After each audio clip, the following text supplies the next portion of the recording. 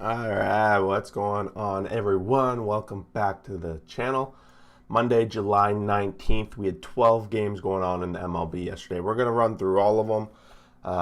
Some of them very quick, some of them a little bit longer, but we want to try and touch on all of them. We do this every morning with a recap video going over the night before. And in this time, we have 12 games, so we're going to jump right into it. Before we do, like, subscribe, join the community, go down into those comments below, etc. etc. First games of the night, we're going to look at the doubleheader between the Twins and the White Sox. This one ended up being split. First game went to extra innings. They were tied 1-1 going into that 8th inning. And the Twins put up 2 in the top, where the White Sox only managed to put up 1 in the bottom of the 8th. Tim Anderson hits his 9th home run of the season. I think that's back-to-back days now where he's hit a home run. And Nelson Cruz hits his 19th. Those were the solo shots going in that led to the extra innings. And not too much else to go on that. Jack's 4 innings pitched, 1 earned run, 6 Ks. Good outing for this man.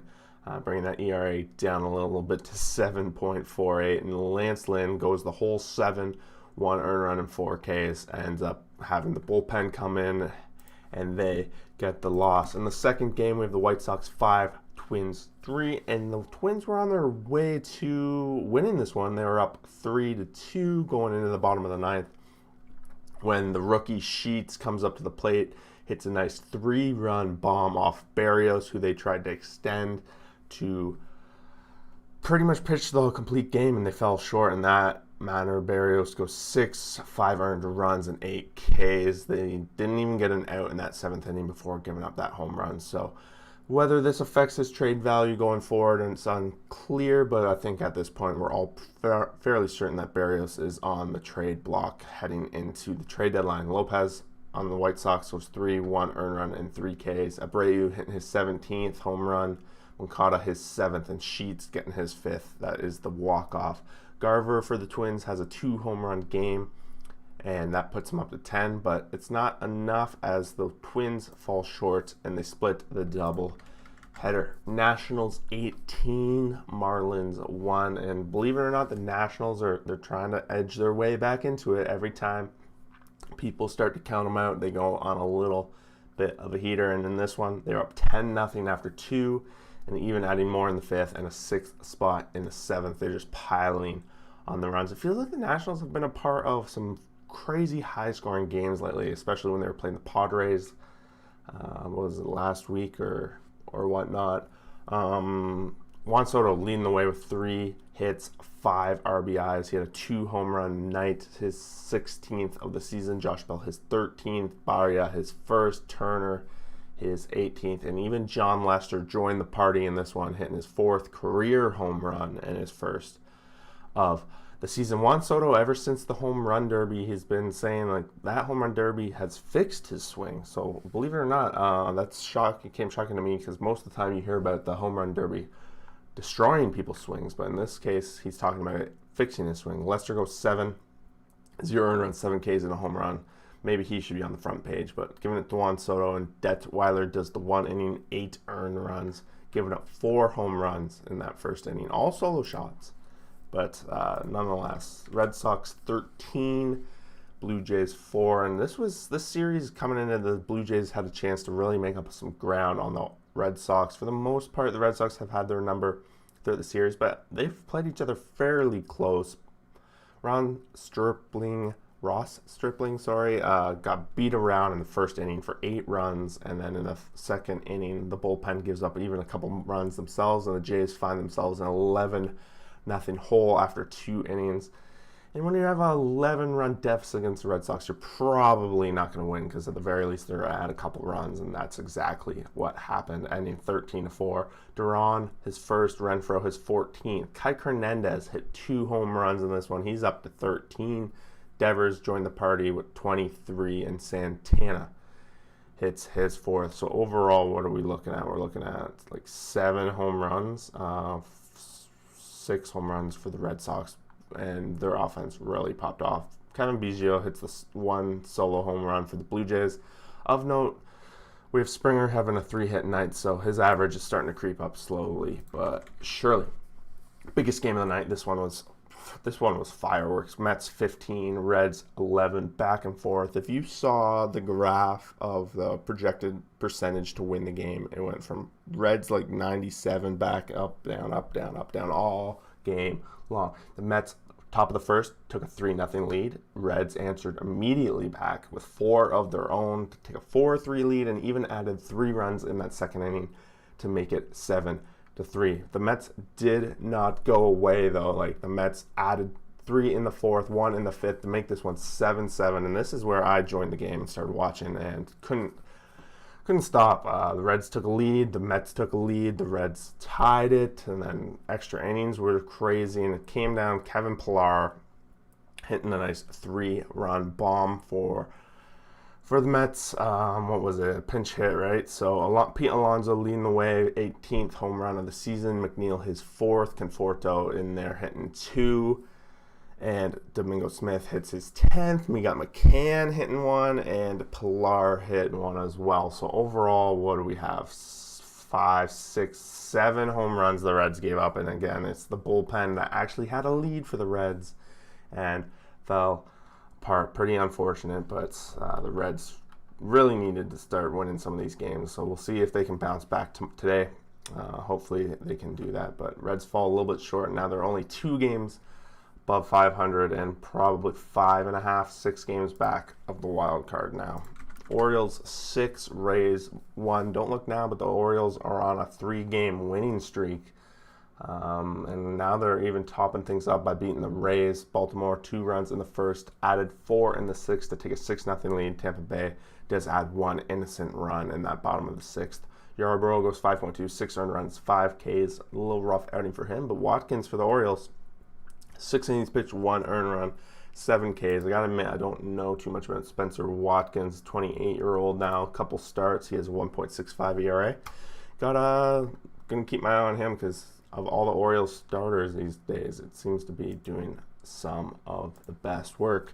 Moving along, Tigers 14, Rangers 0. I'm not going to spend too much time on this, but the Tigers offense, top of their lineup, bottom of their lineup, all throwing up hits. They had a 19-hit performance, and the Tigers really ran over it. Baddoo hitting his 7th home run of the season. Joey Gallo in this game had 2 outfield assists, which you don't see happen too much for him. Casey Mims goes 4, 0 earned runs, 2 Ks. They're continuing to keep his pitch count down, 54 pitches before giving him the hook. So unfortunately, he is not going to get the win in this one. Gibson, 5 innings pitched, 8 earned runs, 2 strikeouts. This has got to be by far his worst outing of the season. And the Tigers they're rolling along here. 7 games now below 500. Will they get to 500? That's going to be a stretch, but at this rate, they have a good chance. Next game, Houston 4, Indians 3, and this is a pretty important matchup, especially for the Indians, who are now only 3 games above 500. They want to maintain pace in this wild card. The wild card, a lot of these wild card teams lost today. Jays, Indians, etc., etc. Houston pretty much at 4-1 halfway through. They gave up a couple runs late for now. Reyes hitting his 16th of the season. Alvarez his 17th for the Astros. And Greinke goes 5.1, 2 earned runs and 4 Ks in this nice win. Maya 4.1, 4 earned runs, 8 Ks in the loss. Although he does bring his ERA down, I think the Indians are definitely missing Bieber late in the season now. It's been a while since we've seen Bieber out there on the mound. Cardinals 8, Cubs 3, and this all but does it, I think, for the Cubs in their season. Now 2 games below 500. There's 3 teams in their division that are ahead of them, and they're even further back in the wild card. So I think at this rate, it's safe to say the Cubs are going to be very active at the trade deadline. 5-0 about halfway through for the Cardinals. Cubs added a couple innocent runs. Wisdom leading the way, 3 hits for the Cubs. His 14th home run of the season. And for the Cardinals, we have Goldschmidt 2 hit, 2 RBI night, and Carlson 2 hit, 4 RBI night. Both these guys hitting home runs, their 8th and 16th respectively. Mills goes 4, 1 earned run, 6 Ks, and Alex Mills, he's been all right for the Cubs, but no run support. Woodford, I almost call him Woodruff, 5.2, 106 Ks. And Cardinals are starting to test out some other guys in their rotation, seeing if they can get something going. Athletics 4, Angels 1. Athletics pitching continues to be pretty consistent. They managed to keep the Angels off the score sheet until the 9th inning, so got to be a little excited about that. Irving goes 7 innings, pitched 1 earned run, and 3 Ks for a solid outing. Ohtani goes 6, 0 earned runs, 8 Ks. He had a great outing as well, but the bullpen, specifically Chiswick, gives up 3 earned runs and gets the game blown. Trevano goes 2 innings in the save for the Athletics. And Ohtani, after the game, says, blame him. Even though he had a great outing, he also was on the sticks and couldn't get a hit. He only got 1. Couldn't score any runs. Angels fall short and now are 1 game below 500. Again, Diamondbacks 4, Pirates 2, and this is a battle of the power rankings, the lower tier. Diamondbacks offense has been pretty consistent, at least for the majority of the season. It's always been their pitching, and when their pitching only gives up 2 runs, and like in this case, on 10 hits, they're in a good position to win. Both teams did have 10 hits. Diamondbacks were up 4-0 halfway through. Pirates did put up 2 late in the game, but it wasn't enough. Reynolds 2-hit, 1 RBI night. Hayes, same thing. Escobar 2-hit, 2 RBI night. Had a nice triple in there, his 3rd of the season. Smith, his 8th home run, and Van Meter, his 3rd of the season. We also have Eduardo Escobar hitting his 22nd home run. Look for Escobar to be on the move at the trade deadline. I just suspect that's going to be the case, and he might bring back a pretty good haul. Very well could fit into that Blue Jays lineup. It would be nice to see. DeJong, 5, 4 earned runs, 6 Ks in the loss. And Caleb Smith, 6.2 earned runs, 7 Ks in the win. And you got to give the Arizona Diamondbacks starters some credit here. Their starters, they got a nice rotation, and honestly, 28-68 is probably as bad as it's going to get for them this season. The last game of the night, they'll probably one that everyone had their eyes on, with the Giants 7, Dodgers 2. Coming into this game, the Giants only had a 1-game lead on the Dodgers, so a Dodgers win was going to make them tied in the division. However, this first inning had all the pump. Giants got out to a quick 3-0 lead in the top, but the Dodgers answered right back with 2 runs of their own, and Gausman was struggling a little bit in that first inning, but he quickly settled down. In the 7th inning, the Giants had a monster 4-run inning that ended up putting this one to bed. This first inning was full of home runs, though. Buster Posey, his 13th, and Flores, his 10th for the Giants. Max Muncy, his 22nd, and Turner, his 17th for the Dodgers. Gausman only lasts 3 2-earned runs and 5 Ks. They keep it short. He does go 80 pitches over those 3 innings, and Gonsolin goes 3.1, 3 earned runs, 3 Ks himself. But it's a huge win for the Giants. Now have a 2-game lead on the Dodgers and a couple more games to go, so they can either build on that lead or the Dodgers win next 2 and they'll be tied again. It's going to be a tight race. I think me doing those prediction playoff picture videos the past couple days kind of put a lot of spotlight on how wrong I am always going to be when it comes to predictions on this channel.